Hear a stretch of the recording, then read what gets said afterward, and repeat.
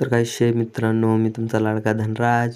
मी चाललो आहे आज गडिंग्लजला, कारण आमच्या दादाचं होतं आज साखरपुडा. आम्ही चिक्कोडी मार्गे जात होतो, तर आम्ही रस्त्याला पाहतो तर जिकडे बघल तिथे ऊसच ऊस. ऊस बघून कंटाळा आला म्हणून गाणे ऐकायचं ठरवलं.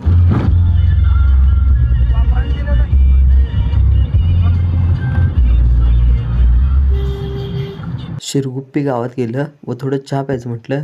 चहा तर लय भारी होता. कृष्णा नदीचं एकदम सुंदर रूप बघून मन प्रसन्न झालं. सकाळ सकाळ कवळ्या उन्हात किती नदी भारी दिसत होती. बघता बघता कधी गडिंग्लज झालं. मग वेळ न घालवता आलो कार्यक्रमात दादाला भेटायसाठी. कार्यक्रम झाल्यावर घरी येताना तिथंच जवळ असलेल्या श्री अतिशय क्षेत्र स्तवनिधी बस्तीत जाऊन येऊया म्हणून बस्तीत आलो. तर मंदिरात आल्यावर मन प्रसन्न झालं. तिथून खाली येताना गाडीवर पोरांची मस्ती चालू झाली. स्तवनिधी जवळच असलेले सिद्धक्षेत्र कोथळी या गावामध्ये हे भव्य असे मोठे मंदिर. आतमध्ये गेल्यावर प्रथम महावीर भगवान, आदिनाथ भगवान, मुनीसुरत भगवान असे 35 फुटाच्या मोठ्या मूर्त्या आहेत. व तिथून दर्शन घेऊन मी जवळच चिक्कूच्या झाडाजवळ गेलो. तर छोटंसं झाड होतं, पण चिक्कू त्याला भरपूर लागले होते.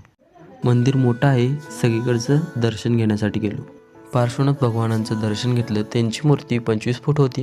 24 तीर्थंकरांचं दर्शन घेण्यासाठी मी 24 मूर्त्यांजवळ गेले. मग तिथून मला जायचे होते शमशरण बघण्यासाठी. तिथलं दर्शन घेतलं. व बघा, हे असे जैन धर्मामध्ये समशरण असते.